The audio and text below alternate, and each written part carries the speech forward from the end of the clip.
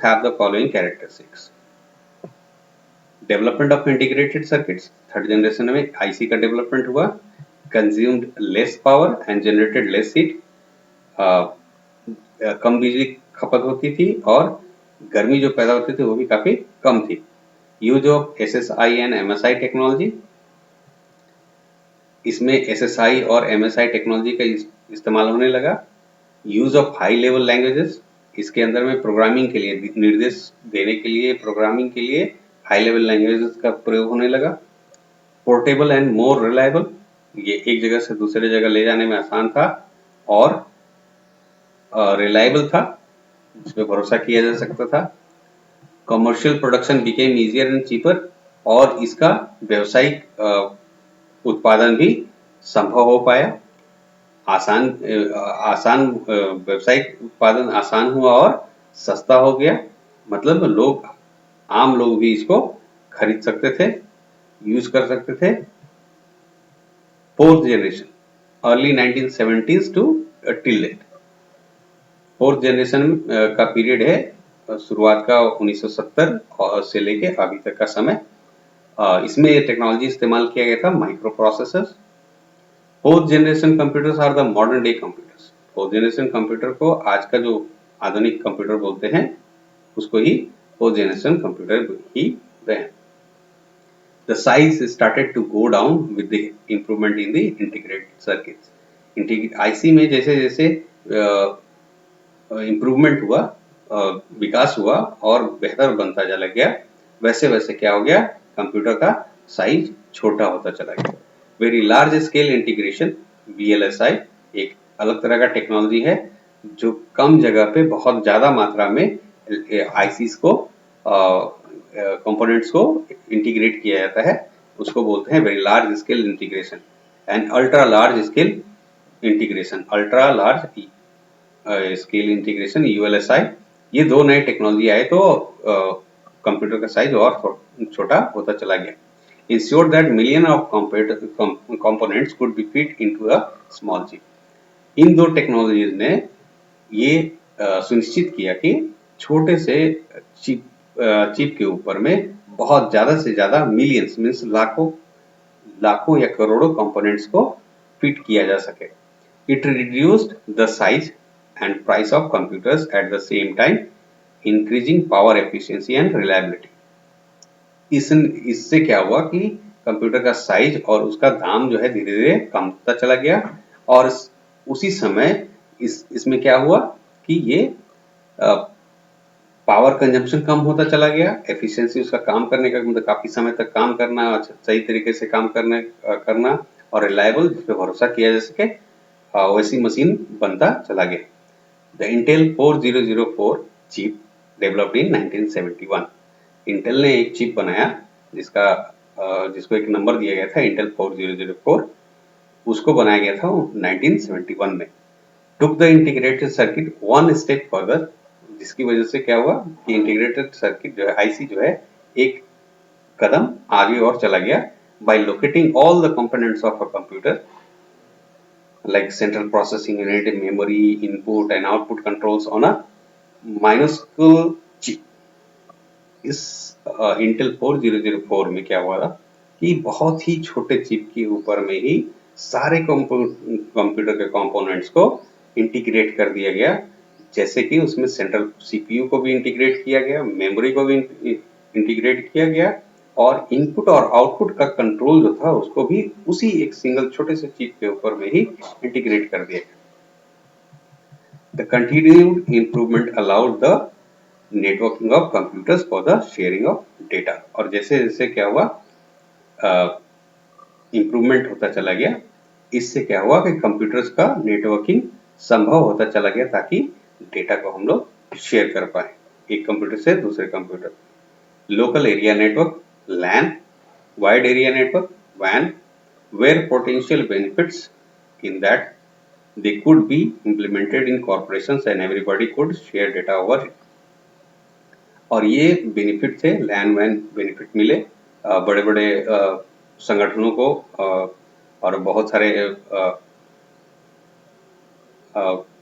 that they could implemented in corporations इनको इस्तेमाल किया जा सकता है बड़े बड़े संगठनों में, एंड एवरीबडी मतलब सारे लोग इन नेटवर्किंग को यूज कर सके, लैन और वैन को, ताकि वो एक दूसरे से डेटा साझा कर सके, शेयर कर सके। Soon the internet and world wide web appeared on the computer scene, और फिर तुरंत ही इंटरनेट आया और इंटरनेट के साथ में वर्ल्ड वाइड वेब आया, and fomented the high tech revolution of 90s, और ये सारी चीजें मिलके बनाए 1990 का हाईटेक रेवोल्यूशन, हाईटेक क्रांति। अब फोर्थ जनरेशन का जो एग्जांपल है कंप्यूटर्स का, उसको देखते हैं। Apple II, Altair 8800 and Cray 1. These are from fourth generation computers. These are fourth generation computers. अब आते हैं कि फोर्थ जनरेशन कंप्यूटर्स के विशेषता क्या था, खासियत क्या था उसका। Following are the characteristics of fourth generation computers. Use of microprocessor based systems, जो कंप्यूटर बनने लगे वो माइक्रो प्रोसेसर बेस्ड कंप्यूटर थे। वेरी स्मॉल इन साइज, इनका आकार, इन कंप्यूटर्स का आकार काफी छोटा था। Cheapest among all the other generation computers, सारे जनरेशन के कंप्यूटर्स में सबसे सस्ते होते थे ये। पोर्टेबल एंड क्वाइट रिलायबल, एक जगह से दूसरे जगह ले जाने में आसानी था, और ये काफी भरोसेमंद थे। Generate negligible amount of heat, बहुत ही नाम मात्र का इनसे गर्मी निकलता था। Hence do not require air conditioning, इसकी वजह से क्या हुआ कि एयर कंडीशन, एसी का जरूरत नहीं था। हार्डवेयर फेलियर इज नेग्लिजिबल, जो कंपोनेंट हैं, जो हार्डवेयर कंपोनेंट्स हैं वो भी खराब नहीं होते थे जल्दी। So minimum maintenance is required, तो सामान हार्डवेयर खराब नहीं होते थे तो मेंटेनेंस भी ना के बराबर था। Production cost is very low, जो काम करने का जो लागत था वो भी काफी कम हो गया था। Development of many high level languages such as, और जैसे जैसे मशीन का विकास हुआ, नए नए लैंग्वेजेस का, प्रोग्रामिंग लैंग्वेजेस का विकास हुआ, जैसे COBOL, FORTRAN, BASIC, Pascal and C language, इस सारे का विकास हुआ। अब आते हैं फिफ्थ जनरेशन। फिफ्थ जनरेशन का पीरियड है प्रेजेंट एंड बियॉन्ड, आज से और आगे, आज के समय से आगे, फ्यूचर। इसमें इस्तेमाल होगा टेक्नोलॉजी, और यह हो रहा है अभी, जिसको बोलते हैं आर्टिफिशियल इंटेलिजेंस, कृत्रिम ज्ञान या कृत्रिम इंटेलिजेंस, बुद्धि, कृत्रिम बुद्धि। Fifth generation computers are only in the minds of advance research scientist. ये फिफ्थ जनरेशन कंप्यूटर्स जो हैं वो अभी भी जो साइंटिस्ट एडवांस टेक्नोलॉजी पे रिसर्च कर रहे हैं उनके दिमाग में है, या फिर ये टेक्नोलॉजीज अभी लेबोरेटरी के अंदर में है, and being tested out in the laboratory, या फिर ये लेबोरेटरीज के अंदर में इन पे परीक्षण हो रहा है। These computers will be under artificial intelligence, और इन कंप्यूटर्स को फिफ्थ जनरेशन में रखा गया है, और इनको एक तरह से माना जाता है कि आर्टिफिशियल इंटेलिजेंस के अंदर में आएंगे। They will be able to make commands in an audio visual way. ये कंप्यूटर क्या होगा कि ये कमांड जो हम देंगे वो या तो बोल के देंगे, या फिर वो कंप्यूटर हमारे पिक्चर्स वगैरह को देखेंगे या हमें देख के कमांड लेंगे जेस्चर्स के तौर पे या हाथ के द्वारा, एंड कैरी आउट इंस्ट्रक्शंस, और उन इंस्ट्रक्शंस को वो समझेंगे और उस पर काम करेंगे। Many of the operations which require low human intelligence will be performed by these computers. कुछ ऐसे काम जिसमें इंसान का जो बुद्धि है उसका कम इस्तेमाल होता है, वैसे काम को ये कंप्यूटर्स करेंगे। Parallel processing is coming and showing the possibility that the power of many CPU can be used side by side. अभी पैरेलल प्रोसेसिंग में समानांतर काम करने का जो तरीका आ रहा है वो दिखाता है कि हम लोग सीपीयू को एक साथ में बहुत सारे काम के लिए कर सकते हैं, and computers will be more powerful than those under central processing, और ये सेंट्रल प्रोसेसिंग वाले कंप्यूटर से काफी ज्यादा ताकतवर होंगे, एक साथ में वो बहुत सारे काम पैरेलली कर सकेंगे। Advances in superconductor technology will greatly improve the speed of information traffic। और जैसे ही विकास होता जाएगा सुपर कंडक्टर्स का, सुपर कंडक्टर टेक्नोलॉजी का, तो ये क्या करेगा कि इंफॉर्मेशन जो एक जगह से दूसरे जगह प्रभावित होता है, उसका यातायात है, उसमें काफी इम्प्रूवमेंट आएगा। इंफॉर्मेशन एक जगह से दूसरे जगह तक ट्रैवल करेगा काफी तेज गति के साथ। Future looks bright for the computers. और कंप्यूटर का भविष्य जो है काफी उज्जवल दिखता है। Classification of computers. अब आते हैं कि कंप्यूटर का क्लासिफिकेशन, वर्गीकरण क्या है। Today computers are available in different size. आज के समय में कंप्यूटर जो है अलग अलग आकार में मिलता है। One can have a computer that can fit in the palm to those that can occupy the entire room. One can have a computer that can fit in the palm to those that can occupy the entire room. एक आदमी के पास आज के समय में वैसे computer हाथ पे चले आए हैं तो एक समय में पूरे रूम के बराबर होते थे। उतने ही शक्तिशाली, एक रूम के बराबर शक्तिशाली कंप्यूटर जो है आज हमारे हाथ पे चले हैं। Some computers are designed to be used by a single user only। कुछ कंप्यूटर्स को डिजाइन किया गया है कि एक व्यक्ति ही उसको इस्तेमाल करेगा। Whereas some computers can handle the needs of many users simultaneously। लेकिन जबकि उसके जगह बहुत सारे ऐसे कंप्यूटर, कुछ कंप्यूटर ऐसे भी हैं जिनका जरूरत बहुत सारे व्यक्ति या यूजर जो हैं एक साथ में कर सकते हैं। Computers also differ based on their data processing abilities. Computer को उनके डेटा प्रोसेस करने की क्षमता के हिसाब से भी अलग अलग बांटा गया है। Computers are generally classified as follows on the basis of their size and speed. और कंप्यूटर को उनके आकार और गति जो है प्रोसेस करने का स्पीड है उसके ऊपर बांटा जाता है, जो कि नीचे दिया गया है। पहला है micro computer. A microcomputer is small, low-cost digital computer which usually consists of a microprocessor। एक माइक्रो कंप्यूटर बहुत छोटा सस्ता डिजिटल कंप्यूटर है जिसको जो कि माइक्रो प्रोसेसर जिसके अंदर में रहता है। It is a storage unit. एक स्टोरेज यूनिट होता है जिसके अंदर में डेटा स्टोर किया जाता है। It is an input channel and output channel. और इसमें एक इनपुट डालने के लिए और आउटपुट प्राप्त करने के लिए भी एक चैनल होता है। The addition of power supply and connecting cables. इसके साथ में पावर सप्लाई के लिए भी केबल्स होते हैं और एक दूसरे कंपोनेंट, हर एक कंपोनेंट के एक दूसरे से जोड़ने के केबल होते हैं। Appropriate peripherals. और सही पेरिफेरल्स होते हैं।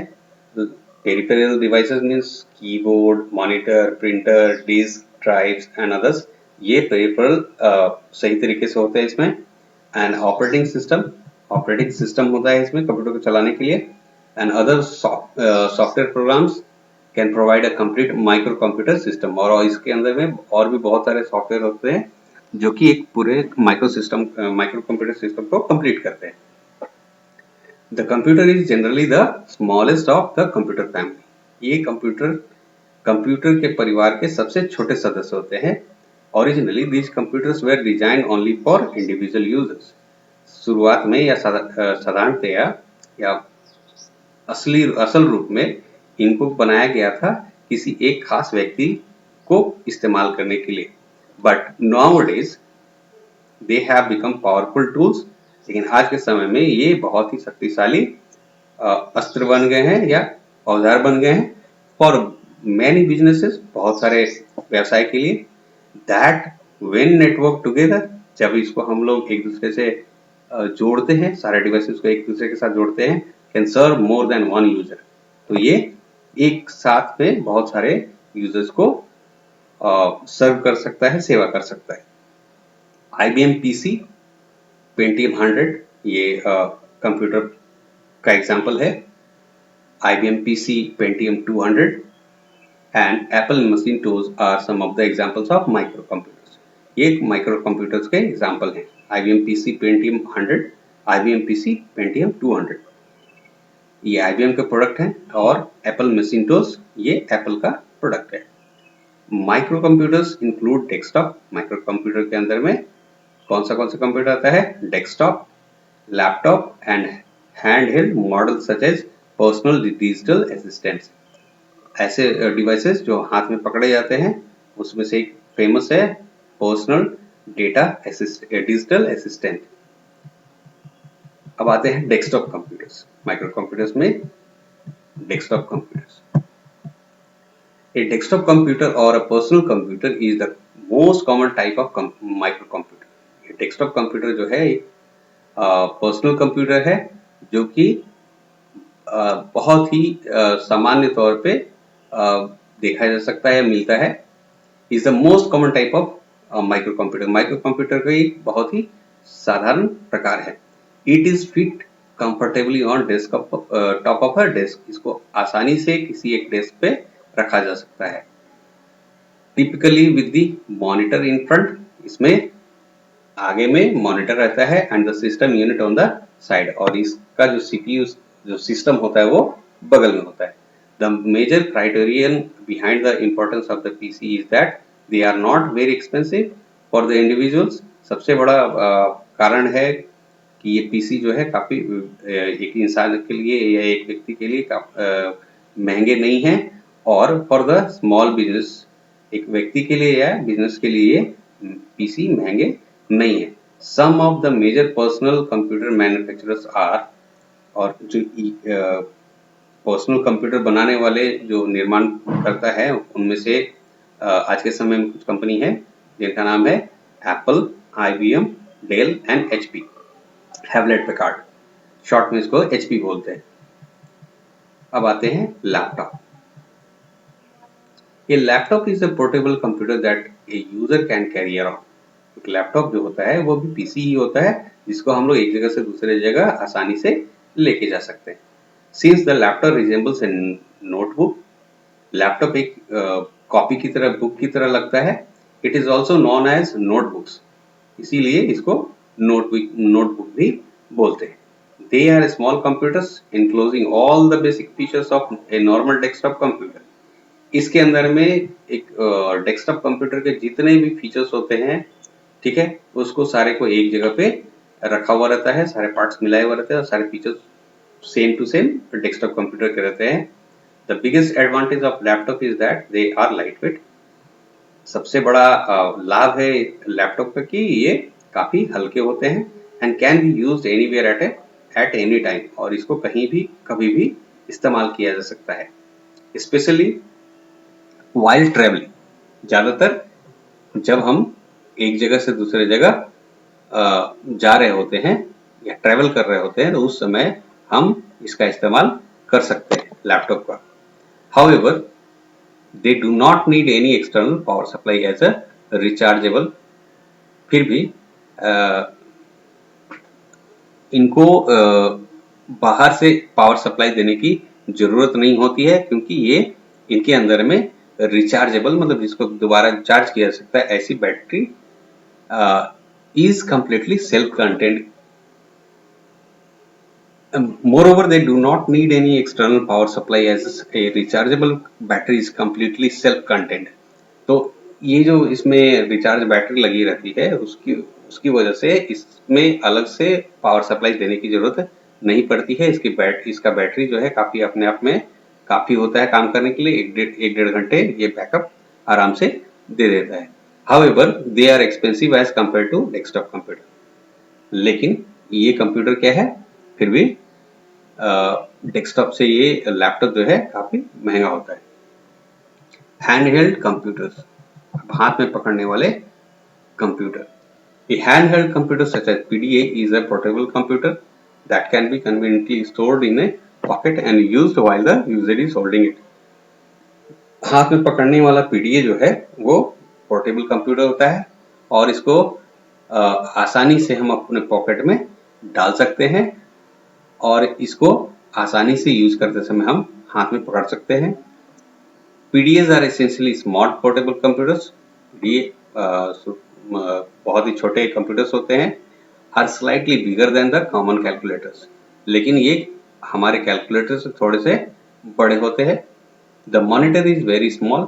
इसका जो मॉनिटर स्क्रीन होता है वो काफी छोटा होता है and is the only apparent form of output. और वही एक आउटपुट का जरिया होता है, रिजल्ट को प्राप्त करने का जरिया होता है. Since these computers can be easily fitted on the top of the palm, ये कंप्यूटर को आसानी से हम अपने हथेली पे रख सकते हैं. They are also known as palm top computer. हम लोग इस कंप्यूटर को अपने हथेली पे रख सकते हैं, इसकी वजह से इसका नाम या इसको पाम टॉप के नाम से भी जाना जाता है. Handheld computers usually have no disk drive. हाथ में पकड़ने वाले कंप्यूटर्स में नॉर्मली डिस्क ड्राइव नहीं होता है. Rather they use small cards. इनके अंदर में छोटे छोटे कार्ड्स होते हैं, चिप होते हैं, to store programs and data, जो प्रोग्राम और डेटा को स्टोर करने के काम आते हैं. However, they can be connected to a printer. फिर भी इनको प्रिंटर से कनेक्ट किया जा सकता है, जोड़ा जा सकता है, और एक डिस्क ड्राइव से भी जोड़ा जा सकता है टू जनरेट आउटपुट और स्टोर डेटा. आउटपुट जनरेट करने के लिए या डेटा को स्टोर करने के लिए इनको प्रिंटर से या डिस्क ड्राइव से जोड़ा जा सकता है. They have limited memory. इनका जो मेमोरी होता है काफी कम होता है, लिमिटेड होता है, सीमित होता है, and less powerful as compare to desktop computers. और ये कंप्यूटर जो होते हैं, पाम टॉप जो होते हैं, ये डेस्कटॉप से कंपेयर करें तो काफी कम शक्ति के होते हैं. एप्पल, अब देखते हैं कि कुछ एग्जांपल कौन सी कंपनियां इन पीडीए को बनाती हैं या पाम टॉप को बनाती हैं.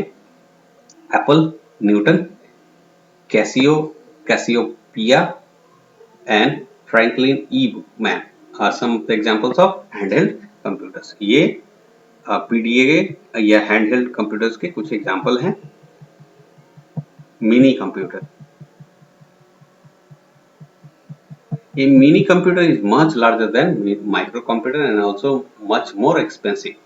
मिनी कंप्यूटर जो है माइक्रो कंप्यूटर से थोड़ा बड़ा होता है, मतलब ज्यादा बड़ा होता है और ज्यादा महंगा होता है. It possesses most of the features found on a mainframe computer. इसमें सारी mainframe की सारी खासियतें होती हैं, but on a limited scale. लेकिन कुछ सीमित दायरे में. It can still have many terminals. इसमें बहुत सारे टर्मिनल्स हो सकते हैं, but not many as the mainframe. मगर mainframe कंप्यूटर के जितना नहीं. It can store a tremendous amount of information. ये बहुत ज्यादा मात्रा में इंफॉर्मेशन को, सूचनाओं को स्टोर करके रख सकता है, but usually not as much as the mainframe. लेकिन mainframe कंप्यूटर के इतना ये डेटा स्टोर करके, इंफॉर्मेशन स्टोर करके नहीं रख सकता. It uses as enhanced instruction set to facilitate scientific processing and commercial applications. ये क्या करता है? इन्हांस्ड, बहुत ही विकसित इंस्ट्रक्शंस का इस्तेमाल करता है साइंटिफिक प्रोसेसिंग के लिए, मतलब वैज्ञानिक प्रोसेसिंग के लिए, या फिर कॉमर्शियल कामों के लिए ये विकसित निर्देशों को इस्तेमाल करता है. Medium and small business and colleges typically use mini computers. मझोले और छोटे जो व्यवसाय हैं या कॉलेज वगैरह हैं, वहां पे मिनी कंप्यूटर्स का प्रयोग किया जाता है. Mainframe computers. Mainframe computers are very large. Mainframe computer काफी बड़े होते हैं. It often occupies entire room. कई बार तो ये प्राय क्या होता है कि पूरे एक रूम को ही ऑक्युपाई कर लेते हैं, पूरे रूम का जगह ले लेते हैं. A mainframe, also known as big iron, mainframe को big iron भी कहा जाता है, is a high performance computer used for large scale computing, जिसका इस्तेमाल बहुत ज़्यादा अच्छे परफॉर्मेंस के लिए किया जाता है और बड़े मात्रा में जब गणना का काम करना होता है तो ऐसे समय में मेन फ्रेम कंप्यूटर्स का इस्तेमाल किया जाता है. that require great availability and security than a smaller scale machine can offer। और इसलिए इसका इस्तेमाल करना होता है क्योंकि हर समय सिस्टम अवेलेबल रहे और सिक्योर रहे, सेफ रहे डेटा और information, comparing to small scale machines. Small scale machines में उतना रिलायबिलिटी नहीं होता है, अवेलेबिलिटी नहीं होता है, जिसकी वजह से इन बड़े बड़े मशीनों को यूज किया जाता है। It is an ultra high performance computer. ये काफी बहुत ही बड़े अच्छे काम करने वाले कंप्यूटर होते हैं। मेड फॉर हाई वॉल्यूम, ये बड़े मात्रा में प्रोसेसर होते हैं, बहुत ज्यादा स्टोरेज होता है, हर चीज इनका काफी इंटेंसिव होता है, मतलब काफी बड़ा हाई होता, अल्ट्रा हाई होता है। हाई वॉल्यूम, बड़े ज्यादा मात्रा में डेटा प्रोसेस करते हैं। प्रोसेसर इंसेंटिव, जिसमें बहुत सारा कैलकुलेशन और कंप्यूटिंग का जरूरत पड़ता है। Mainframes are the second largest.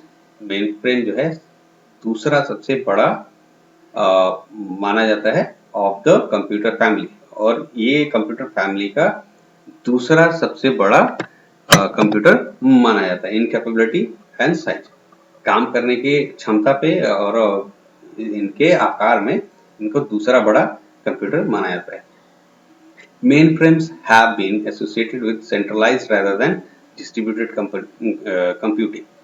ये मेन फ्रेम कंप्यूटर का ज्यादातर इस्तेमाल जो होता है केंद्रित होता है, एक जगह पे केंद्रित हो, वहां से सारे चीजों को आसानी से हैंडल करते हैं। Although that distinction is blurring as smaller computers become more powerful। लेकिन ये डिस्टिंक्शन जो है, ये भेद जो है अब धीरे धीरे खत्म होता जा रहा है, क्योंकि छोटे छोटे कंप्यूटर भी आज के दिन में धीरे धीरे काफी शक्तिशाली होते जा रहे हैं। And main frames become more multipurpose, और मेन फ्रेम कंप्यूटर्स मल्टीपर्पज मतलब बहुत सारे अलग अलग कामों के लिए भी बनाए जाने लगे हैं। Mainframe computers are used in banking. ये मेन फ्रेम कंप्यूटर्स जो हैं बैंक्स के अंदर में यूज किए जा रहे हैं, इस्तेमाल किए जा रहे हैं। फाइनेंस, वित्त के वित्तीय तौर पे के क्षेत्र में किए जा रहे हैं। हेल्थ केयर, स्वास्थ्य के क्षेत्र में काम किए जा रहे हैं। इंश्योरेंस में, यूटिलिटीज में, जहाँ पे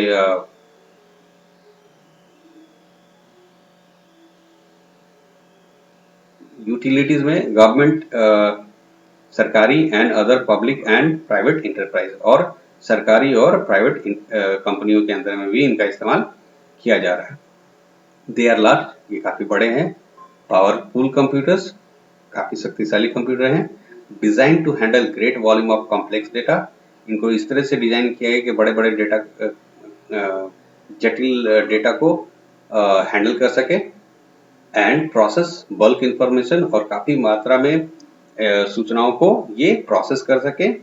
this makes them ideal for the business and national security environment, और इस तरीके से इनको ये जो है बिजनेस के लिए और देश की सुरक्षा का वातावरण बनाने के लिए बहुत ही आइडियल हो जाते हैं।